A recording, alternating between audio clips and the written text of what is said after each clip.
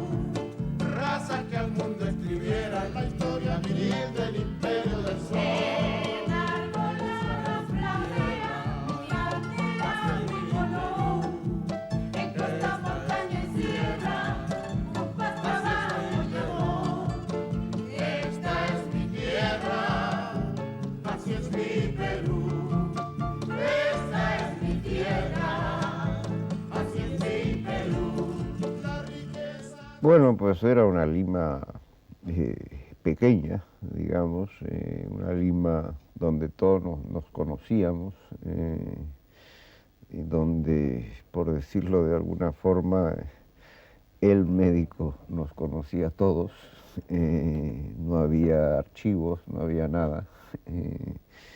Era una Lima bastante fácil y entrañable a ese nivel, pero que no representaba, creo yo, al país inmenso al cual muchas formas le dio la espalda. Se dijo mucho que Lima era el anti-Perú, que había vivido de espaldas a la realidad.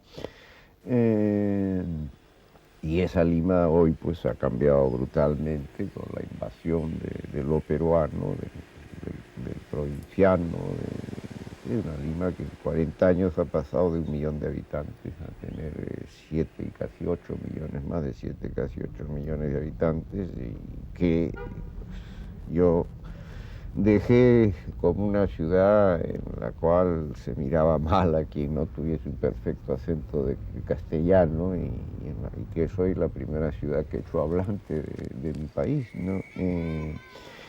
Y bueno, pues la educación mía se da primero en una Lima pues, europeizada totalmente, colegios extranjeros. En realidad, pues, el primero fue un colegio norteamericano, pero luego un internado británico.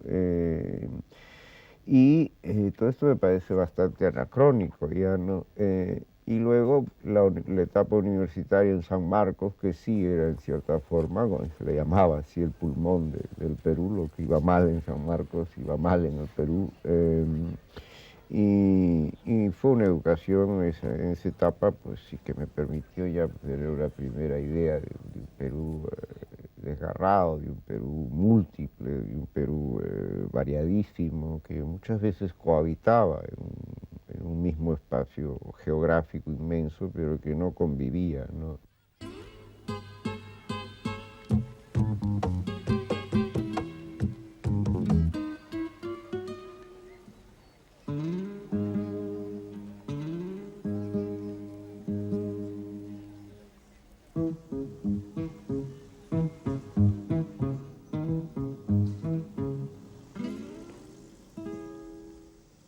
Y yo vi todo este panorama de una literatura importante, grandiosa, que se hacía en América Latina y que creo yo que no empieza con ellos, que viene de mucho antes, pero que entonces se había puesto de moda, muy justamente, pero también justamente para lo anterior, ¿no? Y realmente pude ser una especie de observador de lo que ellos representaban, de lo que ellos eran. Yo tuve la suerte, he tenido siempre la suerte en la vida, digo yo, de llegar tarde a todas las edades, pero ya a todos los países, y llegué tarde al boom, llegué a todo, lo cual permite pues tomar cierta distancia cariñosa, observarse observando, ver quién es uno, y realmente sí, pues fueron amigos, maestros, y consejeros, todos ellos, de todos ellos aprendí, ¿no? Fundamentalmente lo que se ve ya desde hoy con cierta perspectiva es que fueron pues dueños,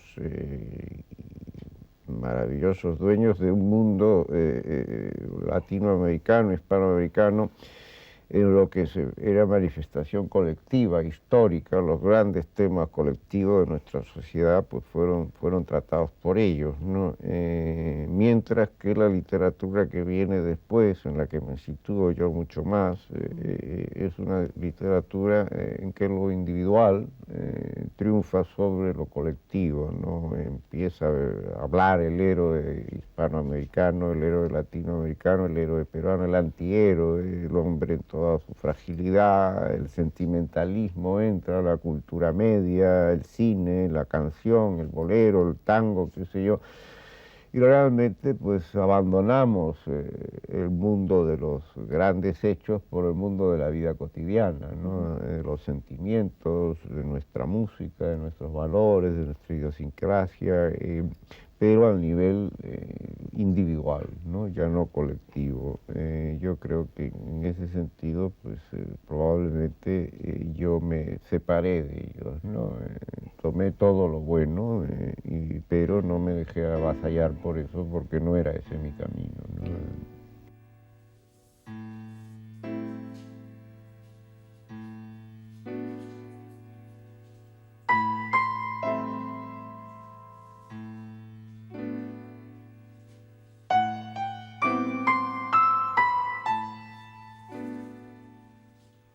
Bueno, yo creo que para mí lo que ha triunfado en toda la literatura mía es la visión de mi vida, de lo que ha sido mi vida.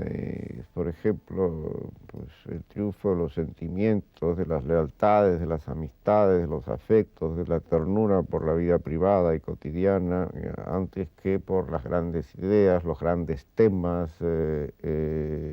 Eso ha sido fundamental en mi obra, ¿no? Por ejemplo, entra el tema de la amistad, el tema del amor, que ellos habían tratado pues muy poco. Estos escritores que me precedieron pues estaban en otras cosas pues mucho más colectivas, como decía antes, y entra la música que acompaña los sentimientos, un poco el desgarramiento. Por ejemplo, un Carpentier era el mundo de la cultura europea, el mundo de la cultura hispanoamericana, los ires y venires de esas culturas. Pues a mí me interesa ya más el sentir americano dentro de una formación cultural europea, y realmente cómo se viven estos encuentros, desencuentros entre personajes desgarrados entre dos mundos, ¿no?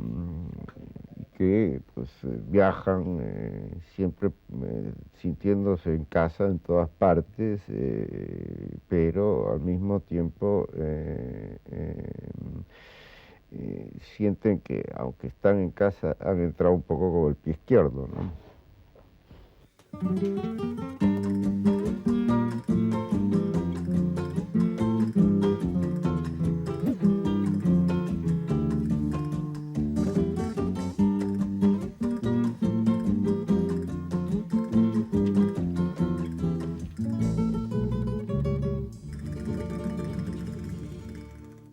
Creo que El mundo para Julius pues, fue una novela que se quiso poner en algún sitio, ¿no? siempre estas dicotomías que se hacían, literatura del campo, literatura de la ciudad, literatura comprometida, pura, y no era ninguna de esas cosas, de todas tenía, nada excluía y todo trataba de incorporar, pero siempre desde una perspectiva totalmente individualista, sensible, y tal vez incorporando más nuestro placer por contar historias, algo que yo sentía como muy limeño y muy peruano y que tiene sus huellas en toda Hispanoamérica, en toda Latinoamérica, y realmente para mí lo importante era el gusto por contar una historia, y creo que en eso di bastante con una forma de ser de los peruanos que a mí me ha marcado. No quiero decir que sea la única ni excluyente de otras, pero que tampoco puede ser excluida, ¿no?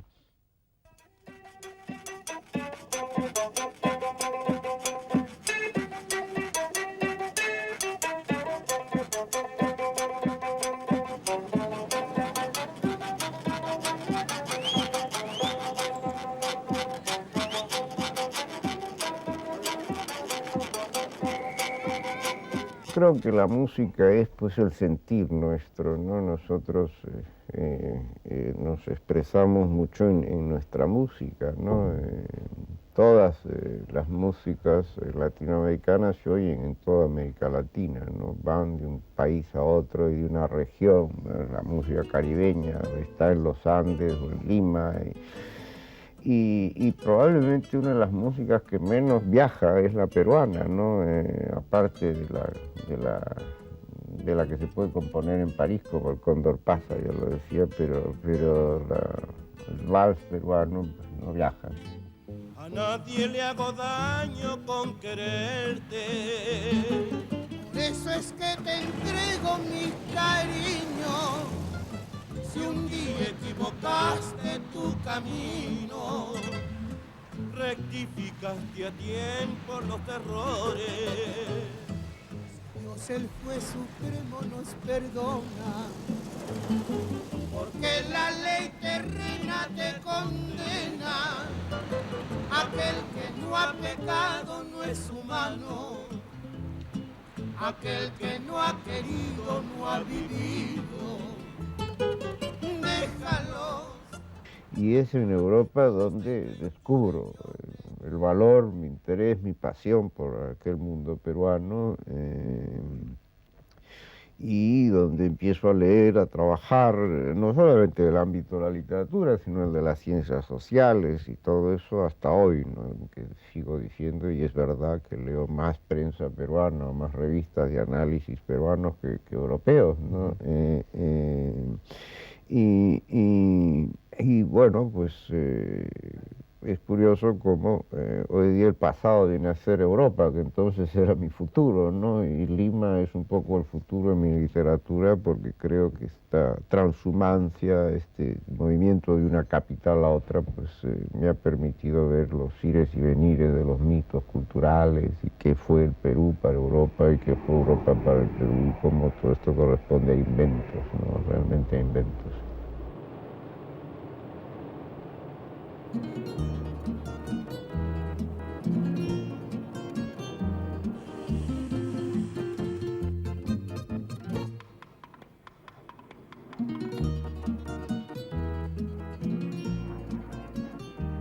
Bueno, pues ya para mí Lima es, yo más que nada, como las veces que vengo me quedo poco tiempo, ¿no? Más que nada la comparo con la Lima que dejé, y de eso ya hace varios lustros, ¿no?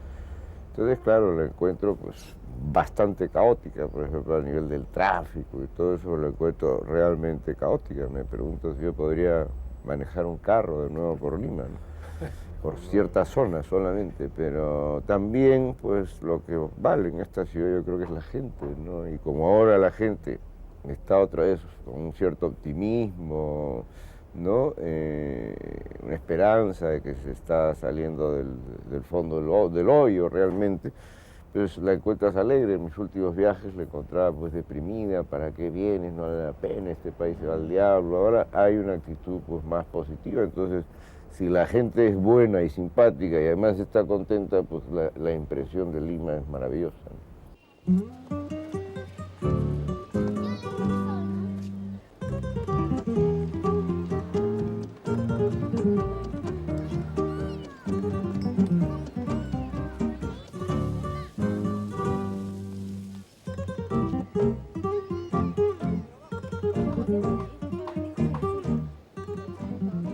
Sí, Barranco me hace acordar mucho a mi casa de Madrid, ¿no? De los sábados, arranca la fiebre el sábado por la noche, pero aquí parece que arranca desde el jueves, ya, ¿no? Y sí, la verdad es que es un mundo bastante alucinante, ¿no? Porque lo bonito es aquí que se mezclan todas las edades, ¿no? En Madrid, por ejemplo, mi barrio es literalmente invadido, pero por chicos hasta 20 años, ¿no? Los demás nos tenemos que ir a quedarnos encerrados o a comer a casa de un amigo o a otro barrio. En cambio, Barranco, tú ves que se mueve gente de todas las edades, eso es lo bonito, y se combinan y conversan, ¿no?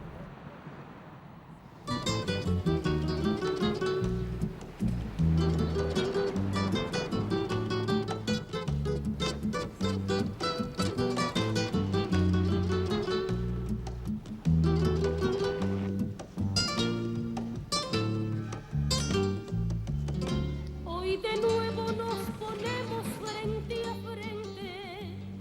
No es para que juzgues. Oye, y el mar ya lo llegas a ver porque con la neblina esa. Por hora se ve, porque hay tal neblina que uno sale y lo único que ve es una embarcación de Herman Melville por ahí, ¿no? El espíritu de Melville ahí flotando por las aguas, un fantasma de Melville, ¿no? El mar triste, es un mar triste pero entrañable, ¿no? Es el mar de la vida nuestra, realmente, ¿no? Somos gente de la costa, de este mar limeño, que pues, pasa una larga temporada invernal, ¿no?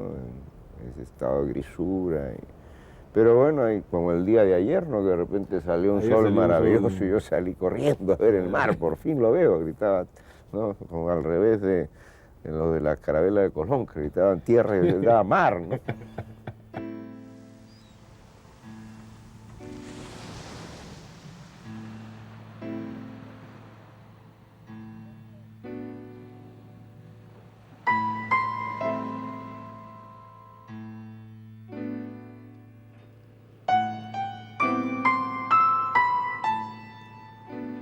Para mí venir aquí es venir a ver a mi familia y a mis amigos, a esa gente de la cual nunca me he distanciado, ¿no?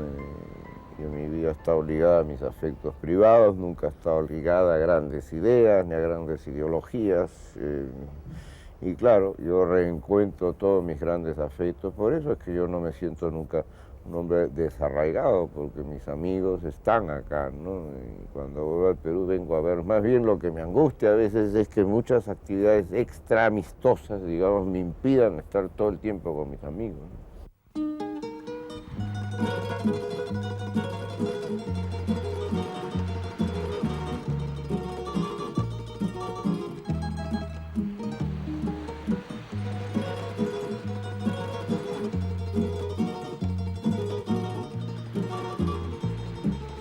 Yo quiero venir, no quiero, yo ahora digo que las locuras hay que hacerlas con cierta prudencia, ¿no?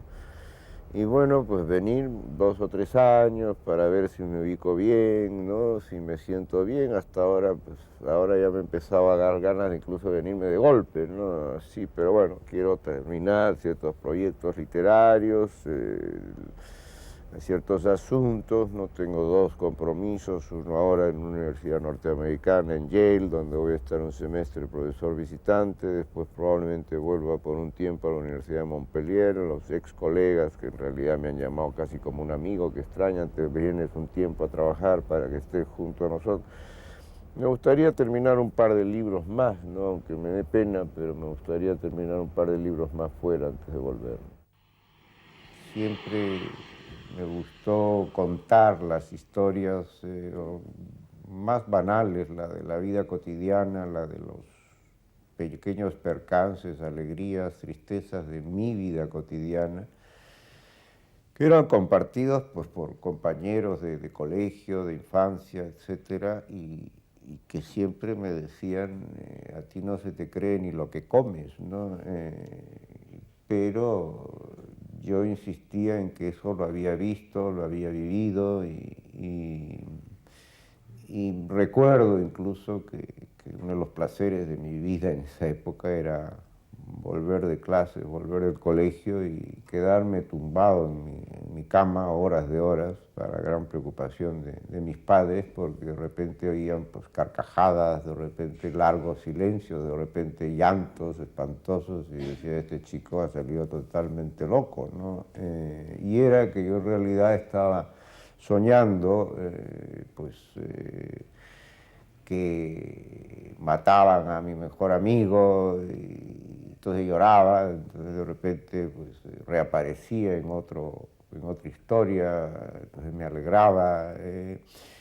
Hacía una cosa pues, bastante rara para esa edad, que era yacer. Era un chico yacente en realidad.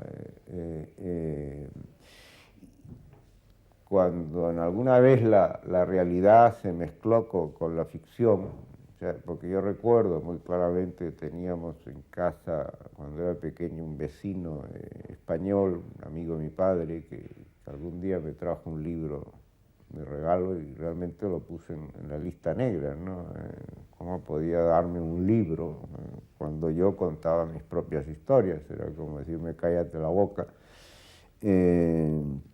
Y bueno, de allí a haber tenido casi un percance cuando me llegó el momento de hacer la primera comunión, que viene precedida por la primera confesión. Y esto era un colegio de monjas norteamericanos, donde nos vino a confesar un sacerdote norteamericano, tejano en concreto, de Texas, y tuve que confesar un pecado rarísimo. Hizo que llamara a mi madre y rompiera el secreto de la confesión, lo cual me creó un anticlericalismo brutal, sobre todo antinorteamericanos, los curas norteamericanos más que otros, porque pues, habían asesinado en la vida real al padre de un gran amigo mío, periodista, director de un periódico de Lima, muy importante, un crimen político de aquella época, muy sonado en el Perú, y yo estaba con una gripe y habían traído una pérfida tía vieja para que me leyera en la cama y me entretuviera con un libro atroz que se llamaba Corazón, de los Apeninos a los Andes, que me hizo llorar de una forma atroz por el libro, y no lloraba por el padre de mi amigo ni por mi amigo huérfano. Entonces me confesé eso, que yo había llorado más por unos papeles leídos por una tía que por un crimen real, ¿no? Claro, eso para un cura tejano era un pecado rarísimo, no correspondía a la edad ni a nada. Se lo contó a mi madre, que inmediatamente decidió que era culpa del acento del cura y que mejor educarme en un colegio británico. Pero no aceptar que su niño era raro.